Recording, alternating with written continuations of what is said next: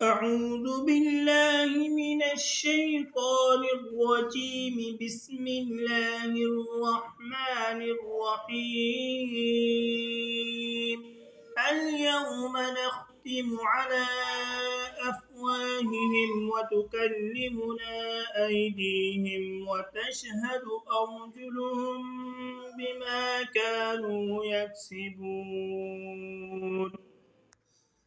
آج قیامت کے دن ہم ان کے منہ پر مہر لگا دیں گے اور ان کے ہاتھ ہم سے بات کریں گے اور ان کے پاؤں گواہی دیں گے کہ وہ کیا کمائی کیا کرتے تھے. القرآن سورہ یاسین 65. ہاتھوں اور پاؤں کو اللہ کی نافرمانی میں استعمال کرتے ہوئے، بالخصوص موبائل فون پر انگلیوں کے ذریعے گناہ کرتے ہوئے، ہمیں اللہ سے ڈرنے اور توبہ کرنے کی ضرورت ہے.